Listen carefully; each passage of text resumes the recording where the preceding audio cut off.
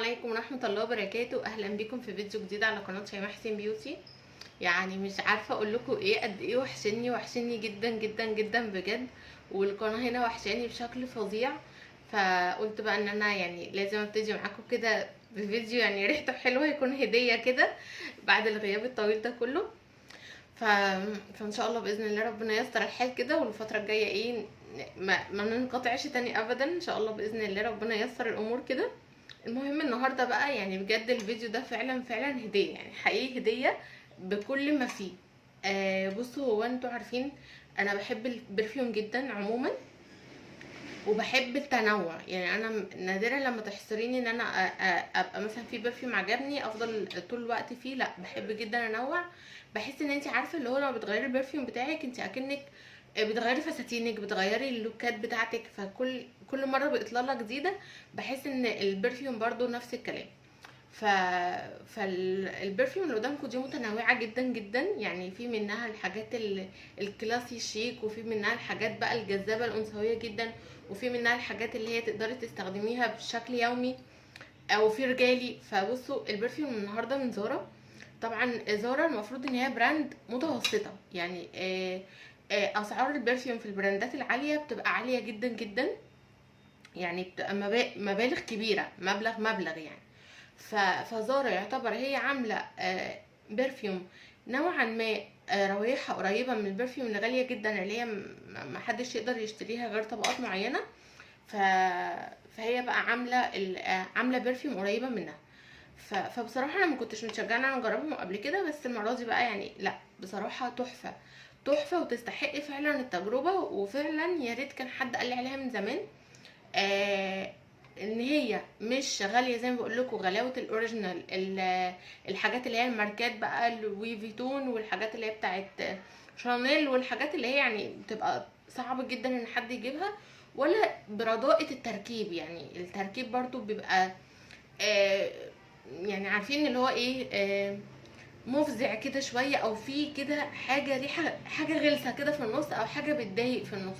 ممكن البرفيوم يكون ريحته حلوه بس بيبقى يعني ايه، لا البرفيوم التركيب بيبقى فيه حاجه كحول زياده، مش عارفه، بيبقى المكونات نفسها ما هياش بالكواليتي العالي. فالمهم زارا دي بقى حاجه ايه، حلت الموضوع البرفيوم بتاعها. ف فهشرح لكم كل برفيوم. يعني النهارده انا معايا ريد فانيليا، ومعايا بتاعه جاردينيا، و اللي هي بلاك امبر، وكمان الاوركيد. تمام كده. فالاربعه احلى من بعض حقيقي، بصراحه حلوين جدا جدا، وكل واحده فيهم قصه، يعني كل واحده فيهم قصه لوحدها. فهنبتدي، مش عارفه ابتدي لكم بايه. بس بدايه كده البرفيوم دي مش من زارا نفسها. دي في زارا نفسها طبعا بعد حتى ما الدولار غلي نوعا ما، بقت نوعا ما برضو دخلت في اطار ان هي تبقى غاليه. فدول بقى بسعر يعني رهيب، بسعر رخيص جدا جدا، بس هم اوتلت. الاوتلت يعني هم اوريجينال وكل حاجه. انا جايباهم من جروب معين، هي حتى صاحبه الجروب كاتبه عليه هو ولا كوبي ولا سيم كوبي، ولا يعني ملوش علاقه بالكوبي، هو اوريجينال بتاع زارا. لكن اوتلت. يعني ايه اوتلت؟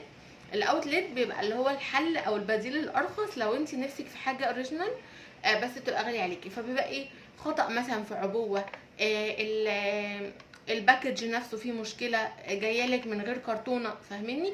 بتبقى حاجات معينه كده اللي هي اخطاء بس في انتوا عارفين الحاجات اللي هي البراندات المعروفه بيبقى ليها معايير جوده. فاللي هي لو الازازه مثلا طلع ان الحرف ده مثلا ممسوح شويه، لا ما تطلعش الازازه دي، فتطلعها اوتلت، فاهميني؟ في الهدوم، في كل حاجه الحاجات الاوتلت اللي هي بتبقى ايه يعني فيها ديفوهات، لكن هي بتبقى اوريجينال خلاص. فهحط لكم طبعا الجروب اللي منه الحاجات دي هو اسمه جلوينج، وهحط لكم اللينك بتاعه في اول تعليق. هو بيبيع حاجات كتير جدا غير البرفيوم كمان. المهم ان انا اكلمكم بقى عن البرفيوم بقى بجمالها، بروعتها، بحلاوتها. بصوا مش عارفه ابتدي، يعني انا محتاره لا دي ابتدي بيهم، يعني حاجه من الاثنين مش عارفه. طب نبتدي باوركيد. هو انتوا هتلاقوني طول الفيديو ده يعني برش وبشم. روعه روعه، كل واحده فيهم احلى من التاني، وكل واحده فيهم قصه مختلفه. بصوا بقى انا هقول لكم احساسي ناحيه كل برفيوم وانا شاماه ازاي، وبعدين هقول لكم النوتس والمكونات بتاعته، بحيث برضو ان انت تكوني عارفه يعني الانجريدينتس بتاعت كل برفيوم، عشان لما تيجي تشتريه تبقي عارفه مكوناته ايه بالظبط، او الروائح اللي جواه دي انت بتحبيها ولا لا. تمام. اوركيد بصراحه، عارفين اللي هي ريحه الورود والرقه والنعومه. يعني عارفه لما انت يبقى حاطه برفيوم وانت ريحتك حاطه برفيوم، يعني واحده ريحتها حلوه من غير دخول بقى في تفاصيل، يعني فاهمه اللي هو ما توديكيش سكه حاجه معينه، لا ده برفيوم شرقي، لا ده برفيوم مثلا سكسي او انثوي، لا هي ما تدخلكيش في اي سكه. هو انت واحده ريحتك حلوه، ريحتك حلوه قوي، يعني ورود كده. عارفه لما تبقى ريحتك برضو مش اللي هو الورود اللي هو انت شامه ريحه فل وياسمين، لا لا، يعني هي ريحه حلوه، ريحه حلوه قوي. واللي هي فعلا لو انت هيبقى ليكي دايلي برفيوم اللي هو حاجه ترشيها كل يوم، اعتقد ده. وده برضه ما نيجي نتكلم عنه. فهو ريحه الاوركيد، انا عموما بحب الاوركيد جدا، وهو طبعا من ضمن المكونات بتاعته الاوركيد. فريحته لا ناعمه وجميله، وفيها برضو انوثه وسنه، يعني عارفين الانوثه اللي هي بدلع وبشقاوه شويه كده، اللي هي عارفه حد كده يكون حيوي كده وفريش وعسول. هو ريحتها كده، ريحتها تحفه، انا بحبها جدا بصراحه. يعني من ساعه ما جات لي وانا فعلا مش قادره اوصف لكم.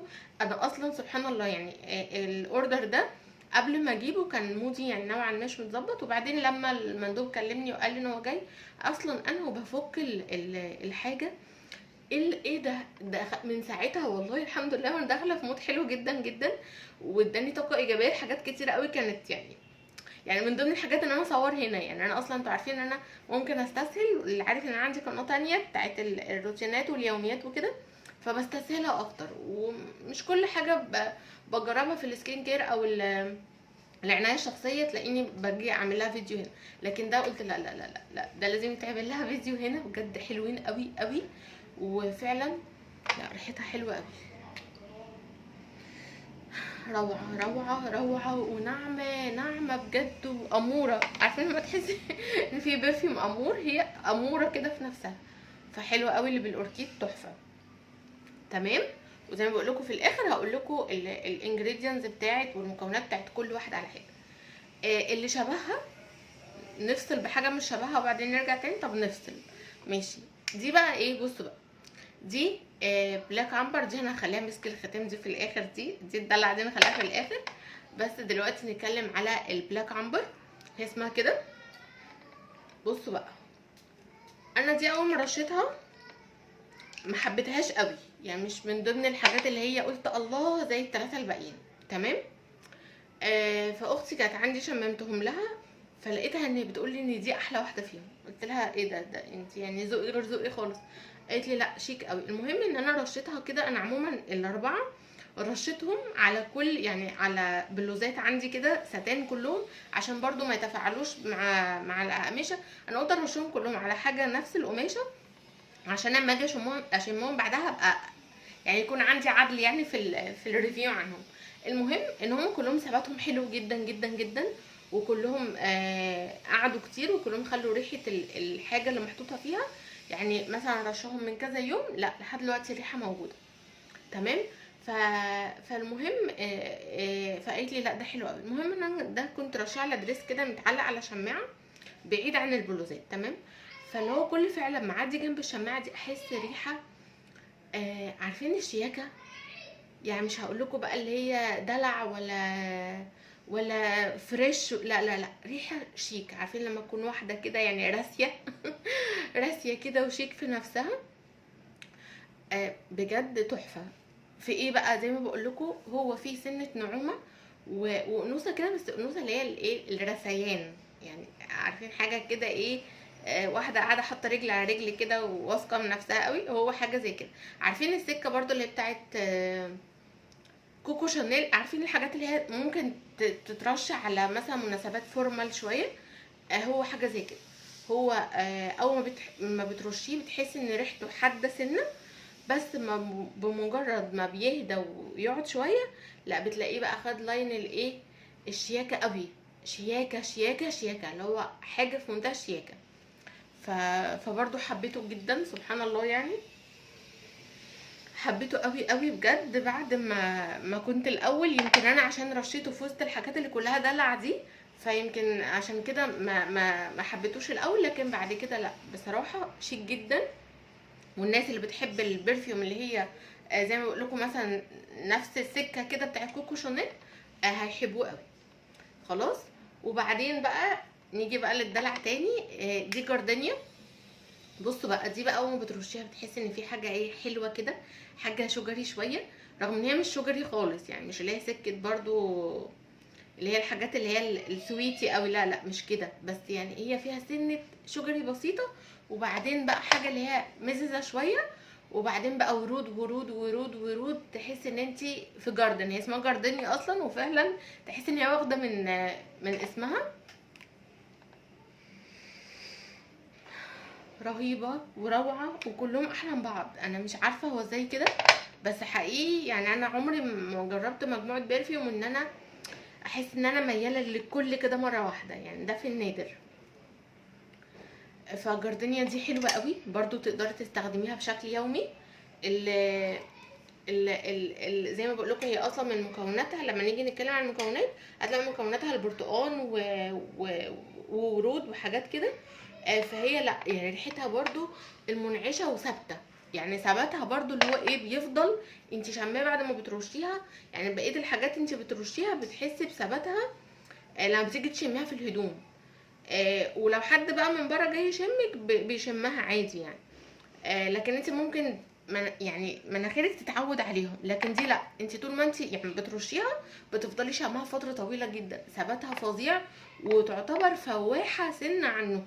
يعني هما كلهم ثابتين بصراحه، ثابتين جدا، لكن هي عارفين ان هي بتبقى بتنتشر شويه. هي يعني ايه فواحه ثابته وفواحه في نفس الوقت.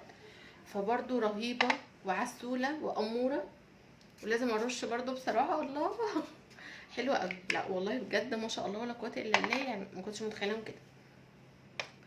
يعني طول عمري بسمع عنهم، لكن بصراحه ما كنتش متخيله ان هم كده.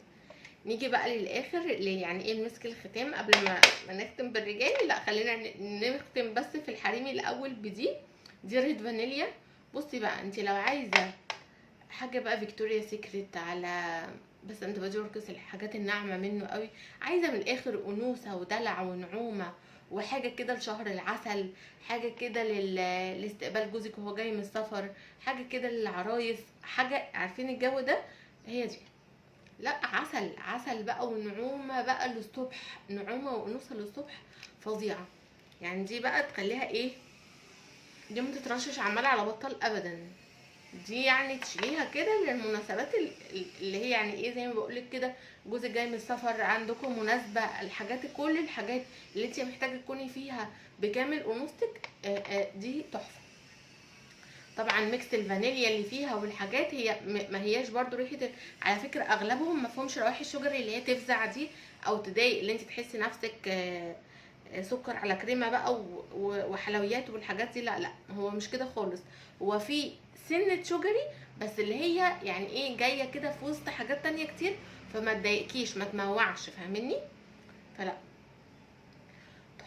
تحفه تحفه وروعه.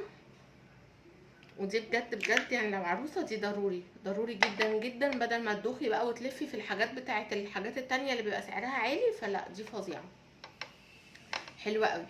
وبعدين بقى اخر حاجه بقى دي الرجالي. بصوا هي انا حاسه ان هي شبه برفيوم انا عارفاه ايه هو مش عارفه، بس هي نفس هي طبعا ثباتها حلو جدا. انا مش عارفه والله يعني مش قادره اجمع الاسم، بس هي ريحه مألوفه جدا جدا بالنسبه لي. هي اسمها نايت بلو من زارا برضو طبعا. انا حبيت ريحته قوي، ريحته رجاليه قوي قوي، اللي هي يعني لا في برفيوم كده انت لما حد يرشها انت ممكن تبقيش قادره تجمعي قوي هو رجالي ولا حريمي، لكن دي لا رجالي صرف، رجالي جدا وحاده شويه حلوه بس تقيله، وتقيله وثابته. يعني انا رشيتها كده على تيشيرت بتاع جوزي وسبتها برده كام يوم، لا لا ريحتها جامده وماليه الدولاب. فهي لو انت بتحبي يعني هتهدي بيها خطيبك او جوزك او حاجه وهو بيحب الروائح القويه هتعجبه جدا، لكن هي مش من الروائح اللي هي الهاديه. وثابته جدا برضو، يعني ثابته قوي قوي في الهدوم، ثابته جدا. تمام. ف فده كده كان البرفيوم. هقول لكم بقى سريعا كده النوتس او كل برفيوم متكونه من ايه. بصوا بقى، هكلمكم اول حاجه عن جاردينيا. هي المكونات بتاعتها الفانيليا والقهوه والبرتقال والزهور. فهو فعلا تحس بالميكس ده كله مع بعضه، يعني ال المزازه كده بتاعت البرتقال والانتعاش بتاعه موجود، والحمضيات يعني تحسي بريحه حمضيات كده فيه، بيبقى باين جدا. وكمان الحلاوه بتاعت الفانيليا ممزوجه بقى مع ريحه العطور، فاللي هو ريحه الفانيليا مش باينه للدرجه، وريحه العطور جايه كده بتسكيره بسيطه، فالزهور قصدي، فتحسي كده فعلا اكنك في جنينه. فده بالنسبه لجاردينيا، وبجد تحفه. ومن ضمن الحاجات اللي فيها برضو اللي حسيتها غريبه شويه وما شميتهاش حقيقي في المكونات، هي القهوه. فممكن تكون يعني ايه، يعني هي فعلا، بصوا هي تحسيها تقيله زي ما بقول لكم، وثابته وفواحه. فممكن يكون القهوه هي اللي مديها القوه دي تقريبا، لان هي قريبه جدا من اوركيد، واوركيد تقريبا فيها مكونات قريبه قوي قوي من اللي في جاردينيا، بس ما عدا القهوه. فاوركيد تحسوها على اهدى شويه من جاردينيا. بصوا بقى، ده الحكايه، المكونات بتاعته فعلا طلعت مبهره قوي. هو فيه شويه فواكه على برضو فانيليا، بس الفانيليا فيه برضو قليله جدا.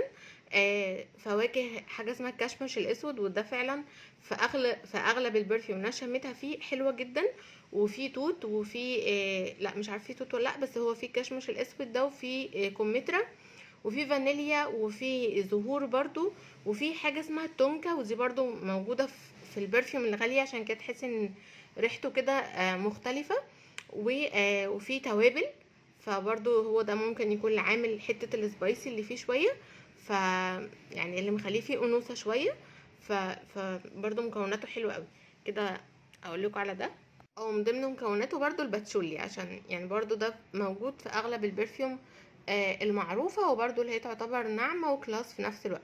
وعموما هو موضوع ان انت تعرفي المكونات اي برفيوم انت نفسك تجيبيه، سواء دول او اي حاجه غيرهم، اكتبي اسمه كده على جوجل، هتلاقي فيه موقع، هتلاقي اول حاجه يظهر لك اصلا في الاقتراحات، وهتلاقيه كاتب العطر ومفصصه بالظبط كل المكونات حتى بالرسمه وباسامي المكونات اللي داخله فيه.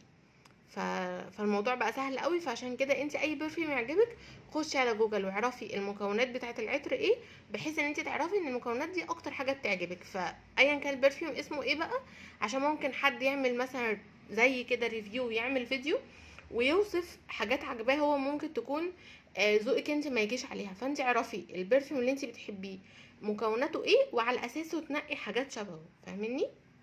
بصوا بقى، بتاع بلاك عنبر اللي بقول لكم عليه شكله شيك قوي، طلع ما فيهوش عنبر اصلا.